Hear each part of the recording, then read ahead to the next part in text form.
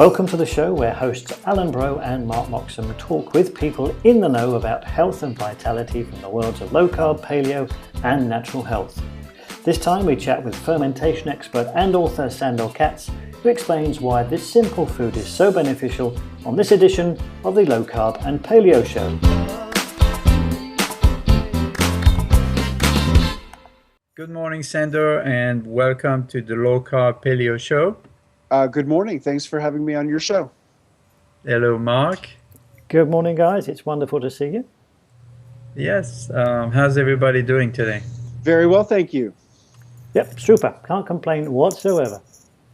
Well, Sandor, I can't say that I've met you, even though I was at your presentation in Austin. But after I saw that, I thought this is definitely something that our listener needs to hear about. And even though it's a very ancient form of food processing, it's been a lost art for the past, 100, I would say, maybe probably a couple of generations, right?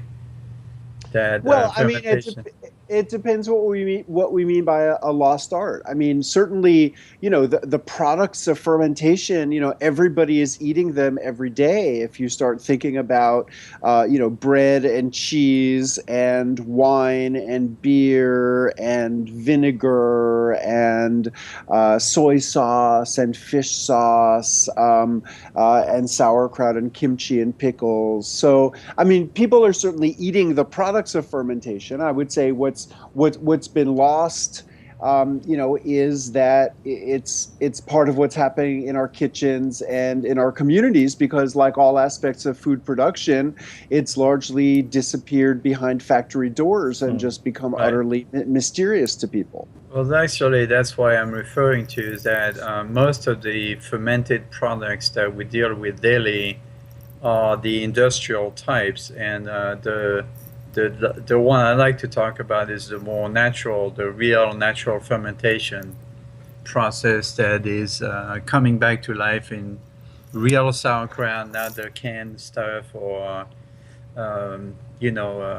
kimchi, and of course cheese has been, I'm French, so I know cheese is definitely fermentation. And I have a question about this for you later. About cheese, if you want to remind me. So I went to your presentation of the art of fermentation in Austin recently, and I am glad you are on the show today. Can you give us a little background about yourself and how you came upon this new version of fermentation? So I was raised in New York City. I mean, both of my parents, like to eat and like to cook. I was raised, eating, lots of different kinds of foods and fresh fruits and vegetables, and exposed to different kinds of foods. And one of my favorite foods as a kid growing up in New York City was what we would call sour pickles. These are basically brined cucumbers that are fermented with garlic and dill. And so I grew up with a real taste for lactic acid. Nobody was talking about fermentation. Nobody was practicing fermentation, but it was a flavor that I loved. And I also loved sauerkraut and lots of other kinds of lactic acid flavored foods.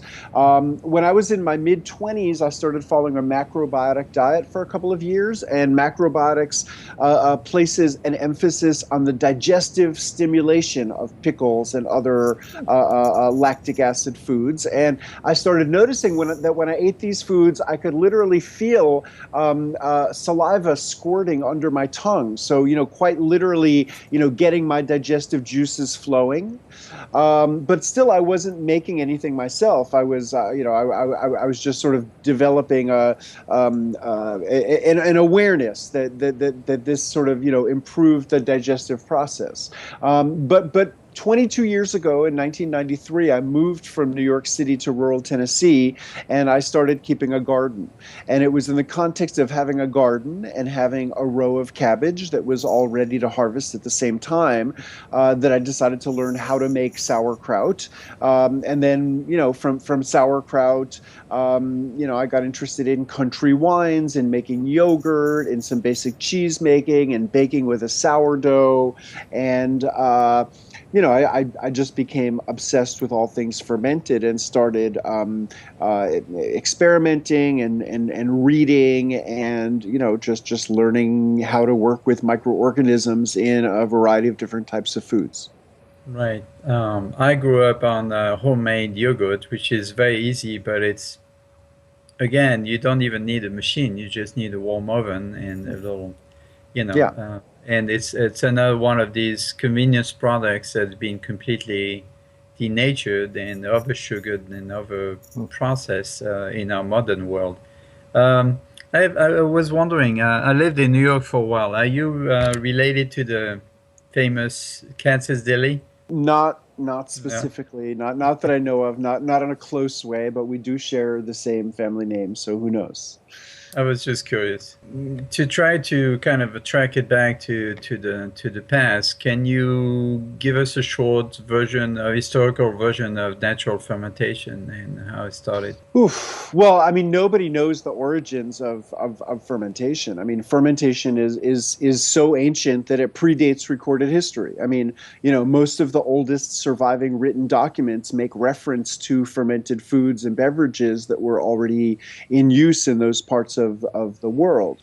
What we do know is that fermentation is a natural phenomenon. Like, it doesn't need human beings. Humans didn't invent or discover fermentation. I mean, if berries are damaged, on the bush or on the vine or on the tree, then they will start to spontaneously ferment. All kinds of insects and birds and animals are drawn to the scent of fermenting fruit. Many animals, ourselves included, evolve with enzymes that can digest alcohol. I mean, fermentation is really part of our deep evolutionary past, and it's a natural phenomenon. And human beings in our cultural development have figured out all kinds of tools that facilitate fermentation on our own terms. For instance, vessels that can contain liquids. And the oldest surviving evidence of intentional fermentation are pottery shards. And presumably the incentive for people to develop the ceramic arts was the desire to ferment alcoholic beverages. But presumably before that technology was developed, people were fermenting in gourds, in hollowed out wooden vessels, which of course decompose and don't stick around for thousands of years. So our oldest evidence is pottery. There are shards that are more than 9,000 years old that have residue of alcohol on them. So, somewhere around there is when it is assumed that we began an intentional practice of fermentation. But really, I would imagine in many places it goes back much further than that. Right. I do remember seeing videos about animals getting drunk on eating fruits, fermented fruits. Yeah, sure, I'm sure. sure. I mean, it's a very well documented phenomenon. I'm sure you've seen that. So it seems like fermented products makes human happy too, as in wine and any kind of fermented beverage. I also heard that, and again, you might correct me on that, that for the I can't remember the name of was it the Tatars or the Asian tribes that use sheep's stomach to ferment their yogurt. Yeah, sure. I mean, I mean, stomachs, skins. I mean, all kinds of parts of animals have been used as vessels for holding liquid, for holding milk, for holding water, for holding alcoholic beverages. Sure. Because the stomach of ruminants contain rennet, right, which will Yeah, yeah, sure. And I accelerate the mean, if you ever process. if you ever, if you ever slaughter an infant ruminant animal, what you find inside of that fourth chamber of the stomach, that has all those enzymes that we describe as rennet, you find a solid block of cheese in there, and that's part of how Right. these infant ruminant animals digest milk. So I would imagine some of the earliest people to slaughter these animals probably observed that there was something special about their stomachs. A few years ago, I studied microbiotics as well, and I'm aware of ube mochi plums and miso and fermented soy as a condiment. What are the condiments, naturally fermented condiments, are available to the general public nowadays? Well, I mean, fish sauce, as we find in Southeast Asian cuisines, and that's really like the predominant condiment of classical Roman Empire was fermented fish sauce. Very similar to what we're finding today in Southeast Asia and in China as well. And actually, an ancient Chinese word for fish sauce is the word that has become ketchup. But ketchup is based on an ancient Chinese word for fish sauce. Then beyond fish sauce, there's soy sauce, which has really become a universally beloved and used condiment. And then beyond those, I mean, most condiments are not fermented directly, but almost every single one of them relies upon vinegar, which is a product of fermentation, to stabilize it. So, in the U.S., our ketchup, mustard, and mayonnaise all depend on vinegar to stabilize them. Yeah, If you go south of the border and you go to Mexico, the salsa needs vinegar. If you go to India, the chutney uses vinegar. So, I mean, it's my observation that almost all of the condiments that are not directly fermented rely upon products of fermentation to stabilize them. right. But as you probably know, most of the modern vinegar is derived from corn and it's genetically engineered. So I don't trust those kind of vinegars. I only trust naturally fermented, like apple cider vinegar. Well, sure, but it's all fermented. I mean, the only way that alcohol and acetic acid are produced is through fermentation. Right. So I mean, it doesn't mean that the ingredients that you're fermenting are something wholesome that are healthy to eat, but still, it's the process of microorganisms is the only way to produce these compounds.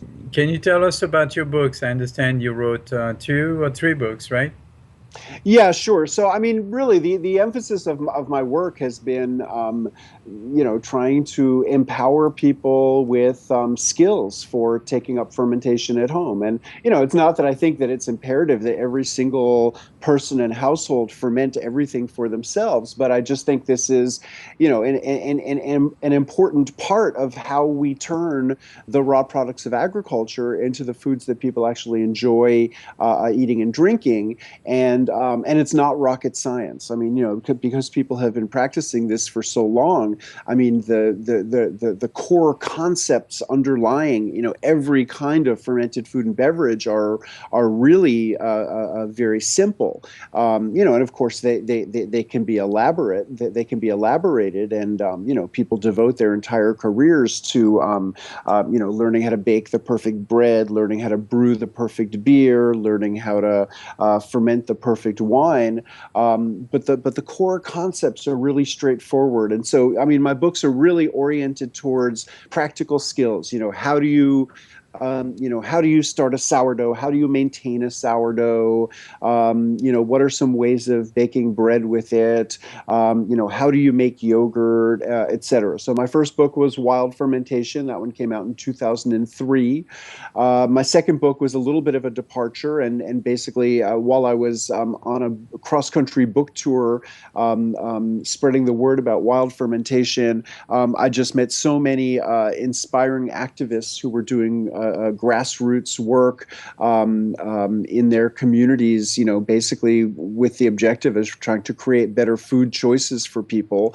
I just saw all this inspiring food activism, and so I wrote a book about that I called "The Revolution Will Not Be Microwaved: Inside America's Underground Food Movements."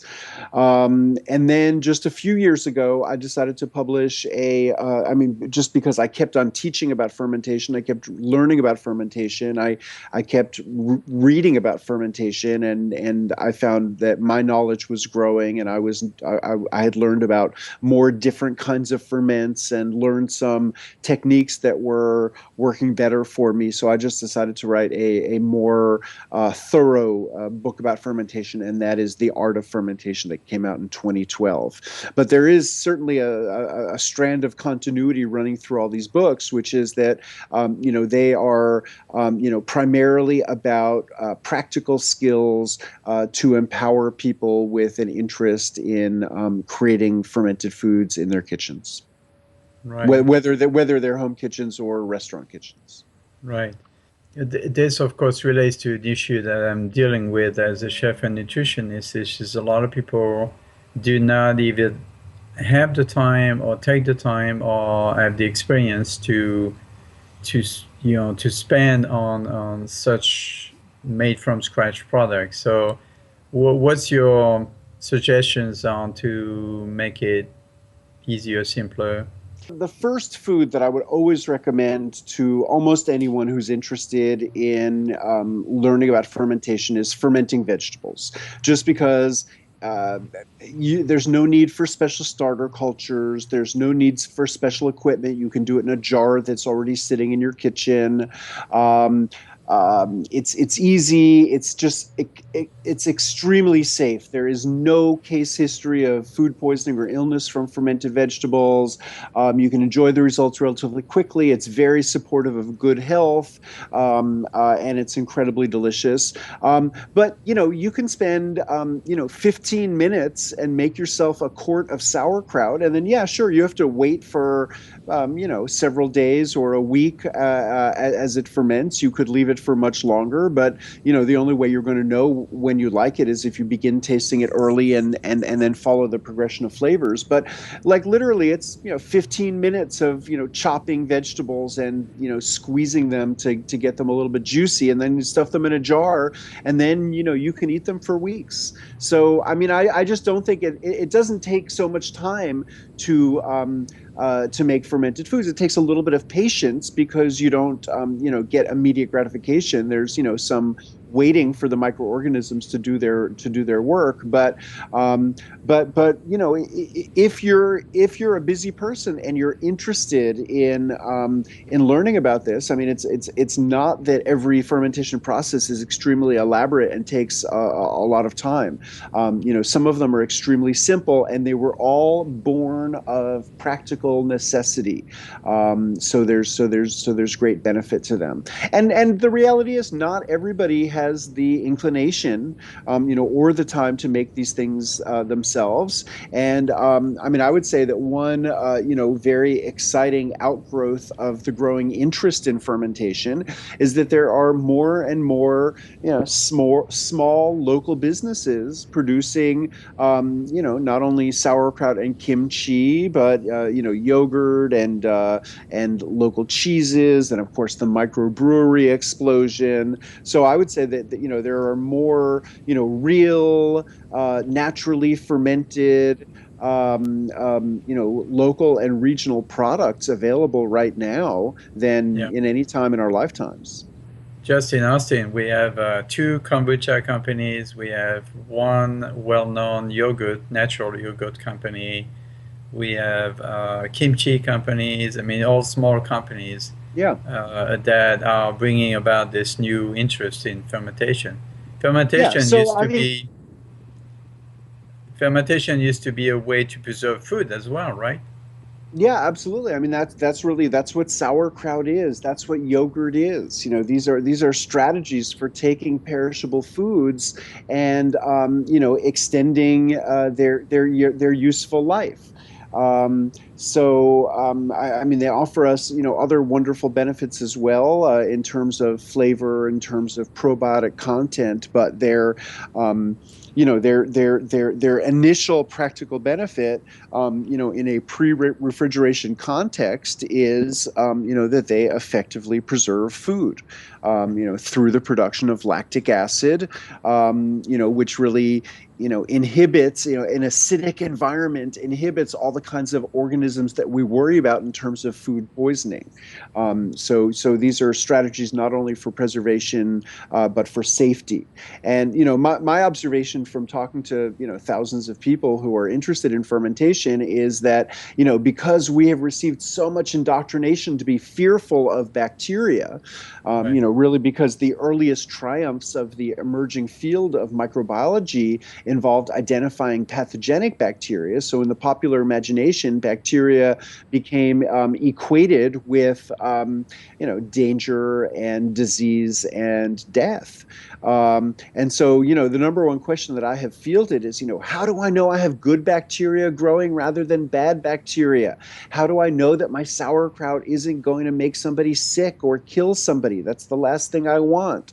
So, we project a lot of our fear of bacteria onto these foods when in fact, these foods have an excellent safety record. I mean, as I mentioned earlier, there is no case history of food poisoning. Actually, according to the U.S. Department of Agriculture, there has not been one single documented case of food poisoning or illness from fermented vegetables. And there are very, very few foods you could say that about. You certainly can't say that about raw vegetables, which suggests that the process of fermenting the vegetables makes them safer than they are raw. And of course, if it was dangerous, considering it's been done for millenniums, we would know by now. Yeah. Um, I have a technical question. This is a tricky one because I'm having an argument with a friend of mine that claims that the the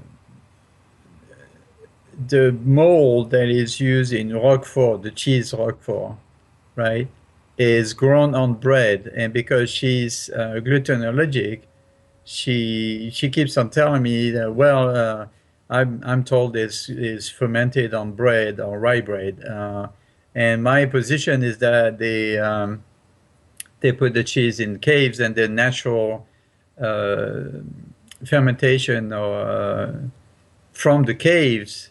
Bacteria is coming onto the cheese and actually sealing the cheese. Do you have any kind of information that could help us? I don't know too much specifically about Roquefort. Generally the organisms would be present, in the milk. And it would be the environmental condition of the cave that would facilitate the flourishing of a particular mold or bacteria. Um, but it could be either way. I mean, certainly in today's world, there are all kinds of specialized catalogs where we can buy isolated pure cultures. So, somebody in Texas could make a Roquefort style cheese by obtaining the right cultures and introducing them. In the original cave system where the cheese emerged, they certainly weren't adding additional cultures. No. But I couldn't tell you for sure whether it was some fungus that was just found in the milk that was able to flourish because of the environment of the cave, or whether the source of the mold itself was somehow in the cave system. So I do not have an ultimate answer for you to that question. Right. In one of your articles, one of the articles I read, you commented that people are recognizing that the food available to us in great abundance in supermarkets is often nutritionally diminished. How will fermented food improve that? I mean, you can take poor quality food and ferment it, and you can marginally improve it. But I mean, I think that the more important thing is to sort of start with food that is sort of grown in healthy soil. And so, I mean, I'm not suggesting that fermentation can sort of reverse the process of nutritionally diminished food, although the process of fermentation does, make nutrients more bioavailable and contribute certain additional nutrients. But I think that people are getting interested in fermentation because, or one of the reasons why people are becoming interested in fermentation at the present time is that people are becoming just more interested in their food. So after several generations of a full embrace of convenience and, taking it as liberation to be freed from the kitchen and the field, more and more people are beginning to recognize that, oh, okay, well, the food that this, very convenient system produces is nutritionally diminished, it's environmentally destructive, it's economically devastating. And so, they're asking all these questions about food. How is it produced? Where is it produced? How is the food being processed? And once you start interrogating food in these ways, fermentation is just a part of the picture that we forget about. So fermentation certainly can, let's say you take pasteurized milk, you can re-enliven it with fermentation. It doesn't necessarily make that milk better than the milk from a healthy animal that has had the ability to graze. So, I mean, I think that we also need to be asking all of these qualitative questions about our food, and if we want to be eating better quality food, to some degree, we have to be willing to pay for better quality food because, milk and meat of animals that have been on pasture costs more than the milk and meat of animals that have been, in confinement, just because it takes space to have animals on pasture. Right. So I think, fermentation certainly can contribute nutrients to food and make nutrients more bioavailable. But there's sort of two different issues here. One is the, qualitative issue of how is our food being grown and produced, and then the second is, what are we doing with it? I guess I didn't pose the question well. I am perfectly aware, and we would probably agree that industrial food is mostly dead food.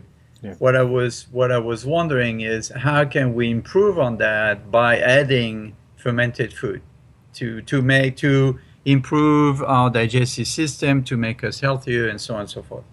First of all, let me say that fermented foods are so varied that it's hard to generalize about them nutritionally. I mean, foods as varied as, coffee, salami, cheese, bread, and sauerkraut are fermented. And, obviously these foods do not have identical nutritional qualities. But the process of fermentation does transform food in some clear patterns of ways. The first I would call predigestion, and this is the idea that nutrients get broken down by the fermentation into simpler forms that are frequently more easily digestible, more bioavailable. And so, soy protein gets broken down by fermentation into amino acids, which are much easier for us to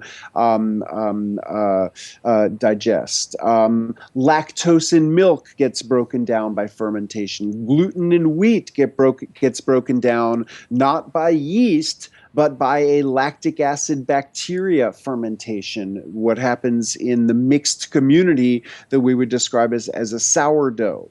So these are all examples of predigestion, and minerals in addition become much more bioavailable. The next way that foods are transformed by fermentation I would describe as detoxification, which is really almost the same thing as predigestion, except that instead of breaking down nutritive compounds, that's the breakdown of toxic compounds. And, certain toxic compounds in foods are relatively subtle, like oxalic acid, phytic acid. Sometimes they're more dramatic, like cyanide compounds that are found in cassava in certain soils. oils, but like a huge range of toxic compounds found in foods can be broken down by fermentation.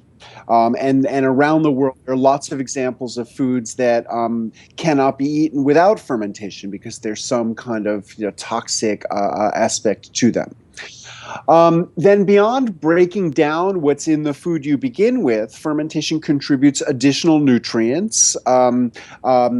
Almost every fermented food or beverage has higher levels of B vitamins as compared to the raw food that you begin with. And that really has to do with microbial bodies, living and or dead. Like the accumulation of microbial bodies just ends up adding B vitamins to the food.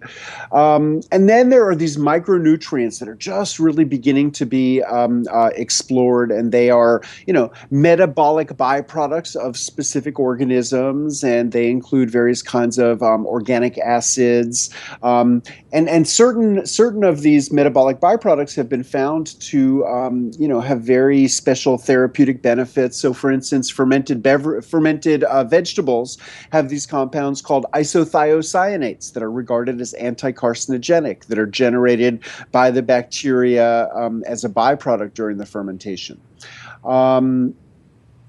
But what I would consider to be the most profound benefit of fermented foods are the bacterial cultures themselves, the live bacteria. Not all fermented foods have living bacteria. I mean, if you take the sauerkraut in a can at the supermarket, that obviously has been heat processed in order to be stable within a can. If you take a loaf of bread, that's been in a hot oven. But a bacterially fermented food that is not heated after its fermentation has live bacterial cultures that we can think of as probiotic. In that they help to replenish and diversify bacteria in the gut, which we now recognize is important not only for effective digestion and nutrient assimilation, but also for immune function, also for mental health, also for liver health. And it just turns out that, every aspect of our well-being and functionality is related to bacteria in our gut.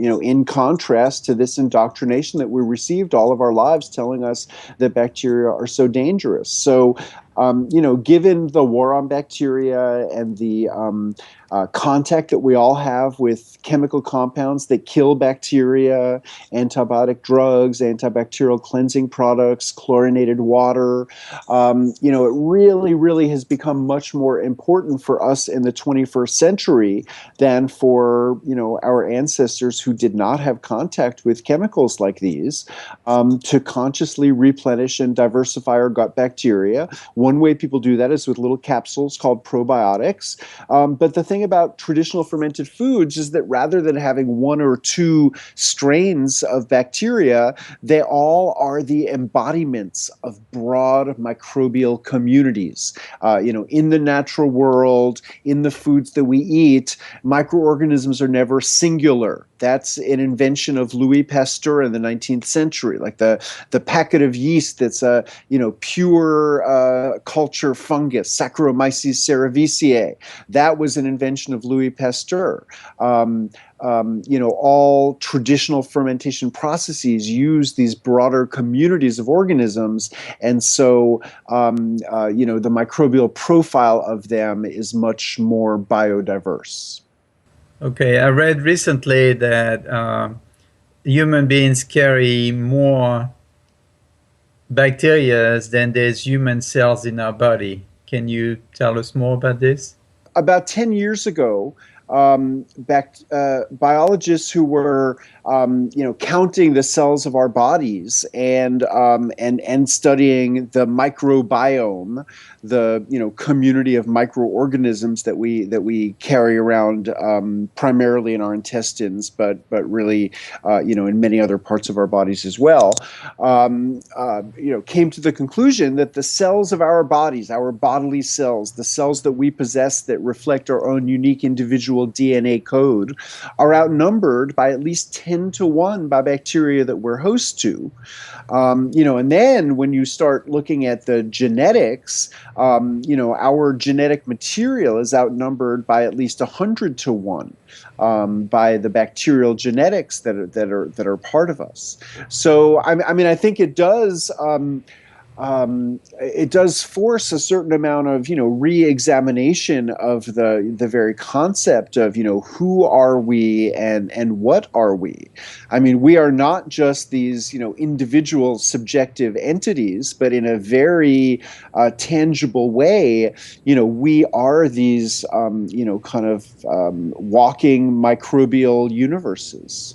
Right, and then there's a symbiotic relationship between the bacteria and ourselves. Their Absolutely. their job is to keep us alive in order for them to thrive, right?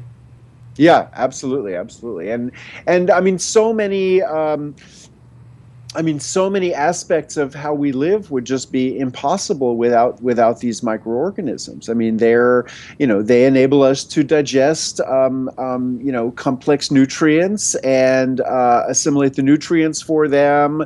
They enable us to exist in this world that's full of microorganisms by sort of mediating our relationship with all these microorganisms and protecting us from ones that can make us sick.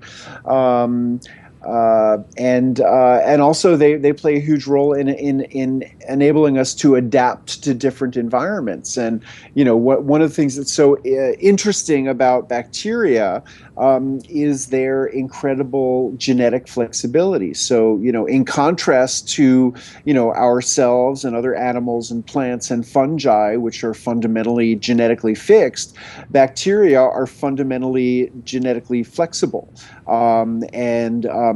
Over the course of their lives, they adapt basically by taking in different genetic material that gives them the power to adapt to different nutrients and different environments. So, I think that, especially in a rapidly changing world, bacteria are just an essential, part of how, we can hopefully, adapt to shifting conditions. Which is why we should caution people to literally take good care of their bacterial environment, because in our modern times we've been overusing antibiotics and all sorts of chemical healing that destroy our friendly bacteria, which in turn weakens our defense system and immune system. Yeah, Right? yeah, absolutely. I mean, there's nothing that makes us more vulnerable to bacterial illness than like all these cleansing products that promise that they'll kill 99.9% of bacteria, because really what protects us from the 1%, the 0.1% of bacteria that can make us sick are the 99.9% of bacteria that we can coexist with perfectly well. Yeah. The general marketing message out there is to make us afraid of bacteria, when really we should be thankful for bacteria to protect us from toxins and bad bacteria. Yeah. I mean, I think it's important to recognize that hygiene and cleanliness are good and important. It's not that all of our concepts of hygiene are meaningless. I mean, washing your hands before you enter the kitchen is a good idea. Soap does that job very well. There's no need for special chemicals added to the soap to kill bacteria. Working with clean tools in the kitchen is very important. That doesn't mean that we need to, use chemicals at every juncture, to kill everything. So I think that, it's helpful to sort of distinguish between, cleanliness and these sort of ideas like sterilization. Right. And for us in Europe, we are not as obsessed against bacteria.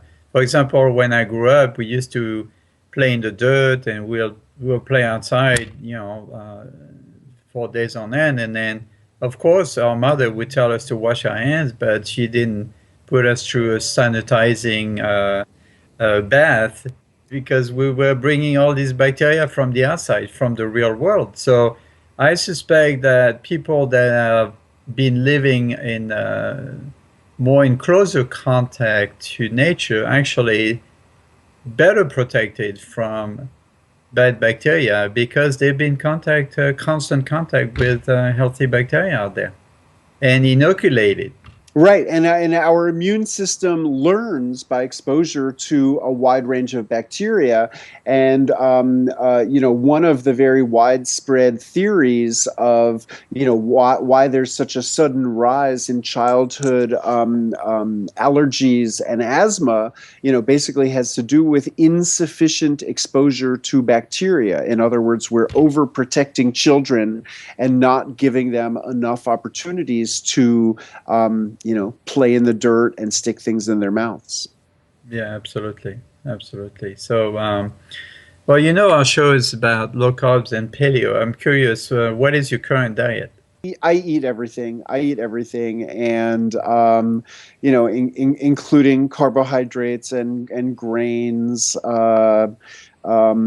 So I mean, I eat lots of different kinds of foods. I try to have just a very varied diet. Eat lots of different kinds of plants and vegetables, but I also like to eat meat, and I like everything. Now, that was not a trick question. We get a lot of different people from different diet sources. Just that it's good to know also the general environment that you live on, so that people can relate to as well. I certainly don't eat exclusively fermented foods. Sometimes people imagine that all I eat is fermented foods, but I mean, I like to eat. I like to eat fresh foods. I like to eat, raw foods a little bit. I like to eat, lots of different methods of cooking, and I like to eat some fermented foods. But I mean, I don't think that there's any virtue in eating only fermented foods. And many fermented foods, let's say fermented vegetables. They're typically salty, and I think that that's a limiting factor. And if a food is very salty, you only want to eat small amounts of it. And in fact, fermented vegetables in most contexts have been used really as condiments that people use a small amount of to embellish a larger quantity of plainer foods. So, I mean, I just think that variety is the most important thing that many contemporary people lack in their diets. I understand you have a few presentations coming up on the art of fermentation. Do you want to tell us more about that? My website, wildfermentation.com, is where I list, all of my upcoming workshops. And there, anyone who's interested can also find links to all kinds of fermentation related resources on the World Wide Web.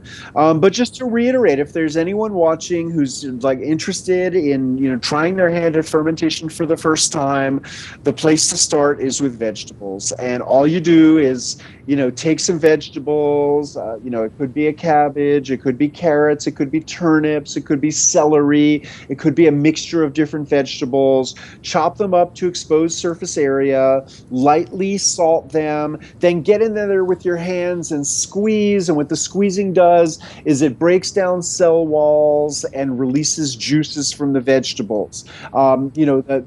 The biggest environmental factor that influences the success of a vegetable fermentation is getting the vegetables submerged under liquid to protect them from the flow of air and oxygen. And you get the most concentrated flavor if you can pull those juices out of the vegetables. So if you squeeze the vegetables for 5 or 10 minutes until they're nice and juicy, then you can stuff them into a jar. And as you force the vegetables down and and force out air products, then you'll start to force liquid up and get the vegetables submerged under liquid. A quart-sized jar will take approximately 2 pounds of vegetables to fill up. Then just get the vegetables submerged, leave it on the counter for a few days. If you screw the top on, be aware that it's going to produce some pressure, carbon dioxide. Release that pressure manually or just leave the top on loosely.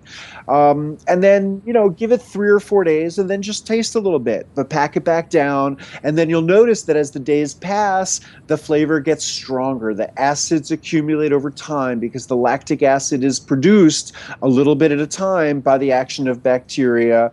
Some people like it at 2 days, some people like it at 2 weeks, some people like it at 2 months. And I can't tell you when you're going to like it, but if it ever reaches the stage where you think, I don't want this to get any more sour, you have a fermentation slowing device in your kitchen, and that's your refrigerator, and just put it in the fridge, and that'll slow things down to an imperceptible rate. But that's how easy sauerkraut is. Chop, salt, squeeze or pound, stuff it in the jar, wait. So it's not a lot of work at all. It just takes a little bit of patience. And what I've learned is that especially many Americans who've not lived with foods like this all their lives find that they like it best after 3 or 4 days. They prefer the milder flavor of a short fermentation to the traditional stronger flavor of a long fermentation. People were fermenting this for months because they were surviving on it through a long winter. Like, we don't have to make it that strong, especially if you don't like flavors like that. Coming back to sort of the different, or the range of fermented products that there are, from the point of view of health benefits, what would you say are the most important types of fermented products that people should start eating? Well, I mean, I would say that for the health benefits, it would primarily be the bacterial cultures, and rather than thinking about one, food that's the best or has like the best probiotic stimulation, I think when we're talking about probiotics, we're talking about biodiversity. And so, eating a range of different fermented foods or varying which fermented foods you're eating, and eat some yogurt, eat some sauerkraut, eat some kefir, drink some kombucha. I mean, I think it's by varying what kinds of fermented foods you're eating, then you're varying what kinds of microbial communities you're ingesting, and what kind of bacterial stimulation you're bringing into your gut and the microbial community that's already established there. So I mean, I think variety is probably the best thing you can do for yourself. And I think if you're going to buy these foods, you need to be a very smart consumer, and you need to pay attention to labels. I mean, certainly what you're finding in American supermarkets are for the most part heat processed, although increasingly there are small local and regional brands, or even some national ones, that are distributing live culture products, but those you'll always find in the refrigerator, and generally in their labeling, they're going to be boasting about their live cultures, and they'll be saying, live bacteria, probiotics, something like that. So you want to, if you're buying these products, you really want to look for that on the package. But if you can't find them, they're easy to make. Now, you've been using fermented products in your diet for 20 odd years, you said, yeah? Yeah, I mean, really, more than that, because I grew up loving these sour pickles. So I've really always been eating them. I've certainly had my own, my own health challenges. I've been living for coming on 25 years with HIV. Certainly at the beginning of the process, I mean, I was hoping that just like, good living and good eating were going to, prevent the disease from developing. And I had a health crisis period 15 years ago, and I ended up getting on meds. So, I take HIV meds every day. I'm really reluctant to promote these foods as cures for particular diseases. And I actually think that there's a fair amount of marketing hype out there that's making unsubstantiated claims on behalf of particular foods, most frequently kombucha. I just don't think it's really reasonable to expect that, eating one single food is going to, completely change your health. I mean, it's a more complex scenario than that. But I think that, what we do know about, the kinds of bacteria that are found in traditionally fermented foods, and the role of bacteria in general in our bodies is that, bacteria enable us to effectively digest food and assimilate nutrients. Our immune system is mostly the work of bacteria, and we're learning that our mental health is very tied into the health of our gut bacteria, and our liver health and many other aspects of our functionality. So I really think that the benefit that we can potentially derive from incorporating these kinds of foods into our diets are general benefits that anybody could enjoy. Better digestion, better nutrient assimilation, better immune function, better mental health. I mean, who can't stand to benefit from those kinds of things? And that's not promising to cure any particular disease. The stories that I hear that are most dramatic in terms of people's health being transformed by incorporating foods like this are people who have lived with chronic digestive problems, people who have just had, chronic diarrhea, acid reflux, irritable bowel syndrome. So, if you're someone who has suffered from digestive problems, you might want to give this a try, and you might find that your digestion improves dramatically just by rebuilding biodiversity in your gut.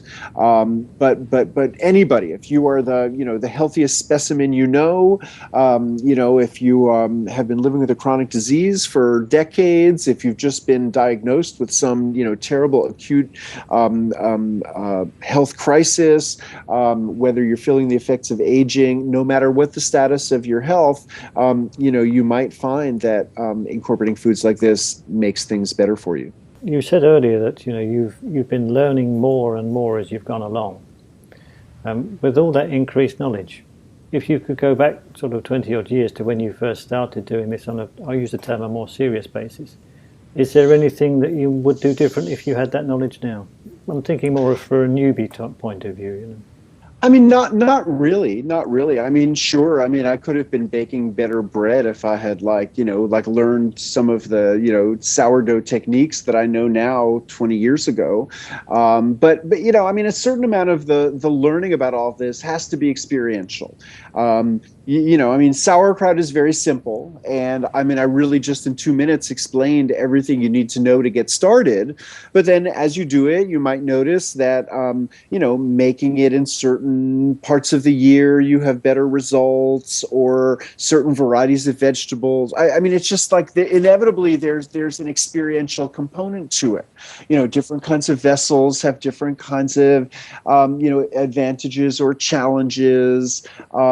So, I mean, in my books and other books, on the internet, I mean, there's an abundance of information, some of it contradictory, but ultimately, like anything having to do with food, like having a garden, like learning how to cook things, there's an experiential component to it, and particularly with fermentation, where you're dealing with this life force, and many subtle factors can influence how that goes. It's an experiential process, and so I don't think that I really don't think that there are many lessons that I know now that I would have even recognized when I was beginning my fermentation practice. So, you just have to be willing to to make some mistakes, and I would say that the biggest thing I want to leave people with is just a reminder that this is really safe. You don't have to, you're not playing Russian roulette when you make sauerkraut or yogurt. These are really very, very safe processes that have withstood the test of time. And you can have problems, but those problems are going to be immediately evident to you, and they're not going to be dangerous. It's going to be like, my yogurt is too thin, or my sauerkraut is too salty, or things like that. Super job. And I guess really a bottom line under that is, if people don't get the results they're expecting, they should just try again and not give up. Yeah, I mean, try to be analytic and looking at the results and what's wrong with it, and try to develop a theory of what went wrong. I can tell you that on the internet there's all kinds of discussion groups. There's all kinds of Facebook groups and Google groups. So people can write in like, oh, I made yogurt and my yogurt was runny. What could have caused that? And it could be that the incubation temperature wasn't warm enough. It could be that you added too much starter, or that your starter was no longer viable. There's a range of different possibilities. But when you have results that aren't what you were expecting, you want to bring your analytic skills to it and try to pinpoint what the source of the problem was. Try to use other people, other resources or books. I mean, The Art of Fermentation, I have extensive troubleshooting sections, to try to help people figure that out. Super. Now, you mentioned your website earlier. What was the address so that people can My website is at wildfermentation.com. Super. And that's where I have all my workshop schedule posted, and all kinds of links to interesting fermentation related resources. Excellent. Right. So thank you again, Sandor, for being on the Low Carb Paleo show. And as we say in Texas, à votre santé, y'all. Thanks, Sandor. It's been brilliant. Okay. Thank you. Bye-bye. Thank you. Bye. Yes, bye-bye.